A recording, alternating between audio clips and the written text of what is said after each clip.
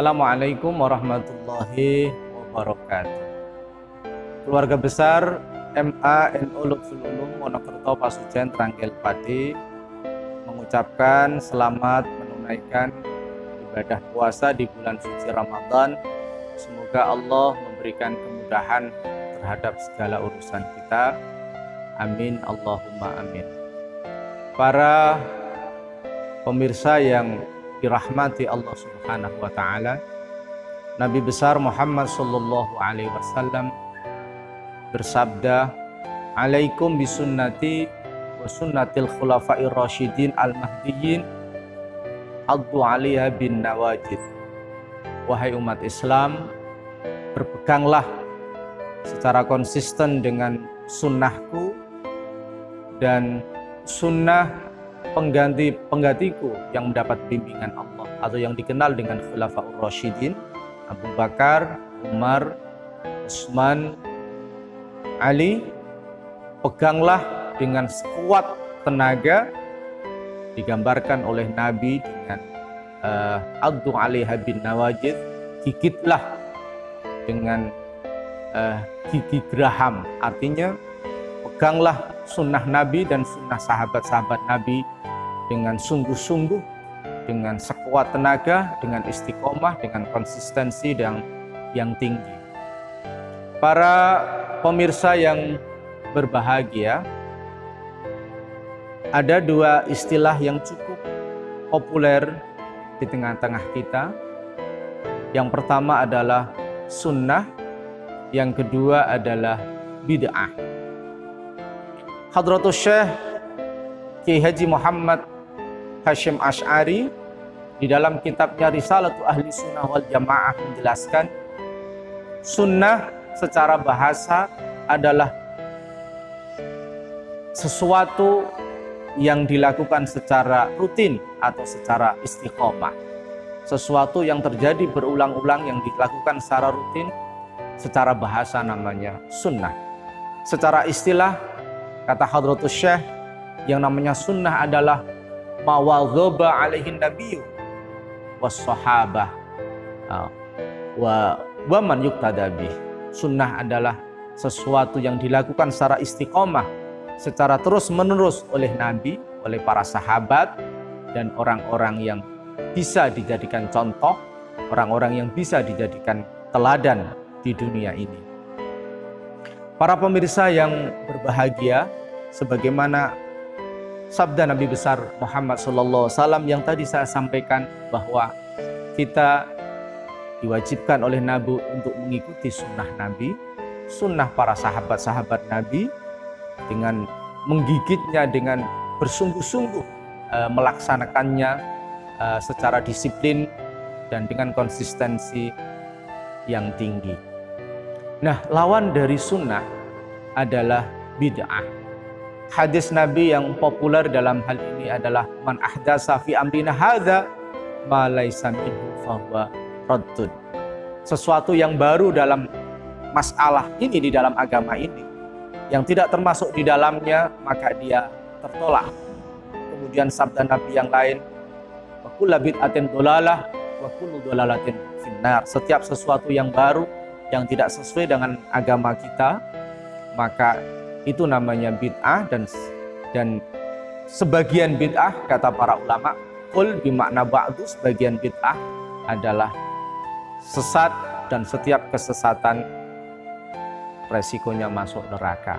Para pemirsa yang berbahagia, Imam kita Muhammad bin Idris Asy-Syafi'i menjelaskan, sesuatu yang tidak ada di dalam Al-Quran dan hadis itu tidak semuanya tertolak atau semuanya sesuatu yang dianggap yang tidak baik. Imam Syafi'i menjelaskan, sesuatu yang baru diukur dengan Al-Quran dan Sunnah. Jika sesuatu itu sesuai dengan ajaran Al-Quran dan Sunnah, spirit Al-Quran dan Sunnah, maka sesuatu itu boleh diikuti, karena sesuatu itu sesuai kandungannya di dalam Al-Quran dan Sunnah. Tetapi jika sesuatu yang baru itu secara substansial bertentangan dengan Al-Quran dan Sunnah, maka sesuatu itu sesuatu yang jelek yang harus dihindari. Oleh karena itu Hadratus Syekh Ki Haji Muhammad Hasyim Asy'ari menjelaskan bid'ah, sesuatu yang baru yang diukur dengan Al-Quran dan Sunnah, itu terbagi menjadi 5. Hadratus Syekh mengutip pendapat Sultanul Aulia Imam Izzuddin Ibn Abdissalam. Bid'ah yang pertama adalah bid'ah yang wajib, bukan yang sunnah. Bid'ah yang pertama wajib dilakukan. Apa itu bid'ah yang wajib?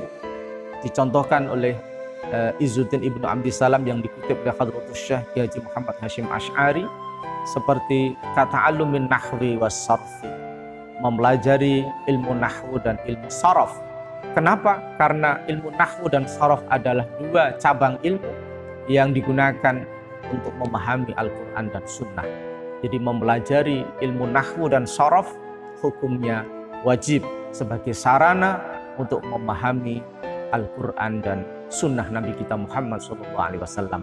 Yang kedua, ada bid'ah yang muharramah, bid'ah yang diharamkan, karena bid'ah ini bertentangan dengan pendapat-pendapat para ulama, dengan hadis Nabi tentu, dan bertentangan dengan Al-Quran, seperti keyakinan para filosof bahwa alam ini qadim atau terdahulu.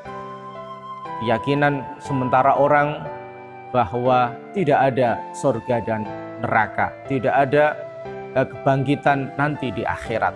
Ini adalah keyakinan-keyakinan yang bertentangan dengan Al-Quran dan Sunnah. Oleh karena itu hukumnya batal dan diharamkan. Yang ketiga, ada bid'ah yang hukumnya sunnah. Dicontohkan oleh Izzuddin Ibnu Abdissalam dengan binaul madaris wal ma'ahid, dengan mendirikan madrasah, mendirikan pesantren.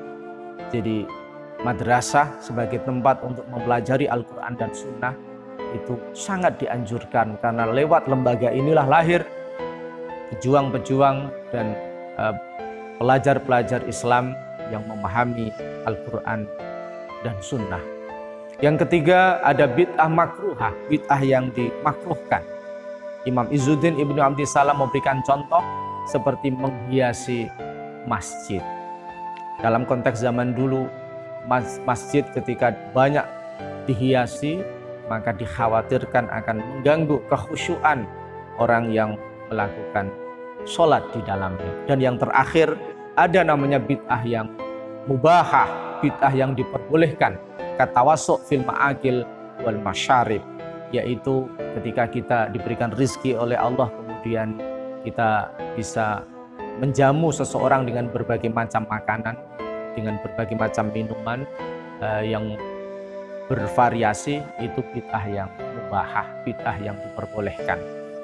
Para pemirsa yang berbahagia, jadi semua amalan yang selama ini kita lakukan, sebagaimana tahlilan 7 hari, berzanji, manakib, dan lain-lain, itu semuanya sesuai dengan spirit yang ada di dalam Al-Quran dan hadis, sehingga namanya bid'ah yang mahmudah, bid'ah yang terpuji, bid'ah yang di dalamnya ada unsur wajib, ada unsur sunnah, sehingga amalan-amalan ini harus kita lestarikan, karena ini sebagai media kita mendekatkan diri kepada Allah dengan mengamalkan ajaran-ajarannya.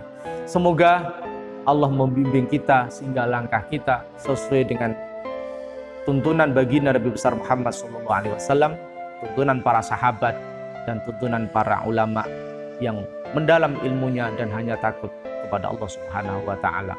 Wallahul muwaffiq ila aqwamit thoriq. Assalamualaikum warahmatullahi wabarakatuh.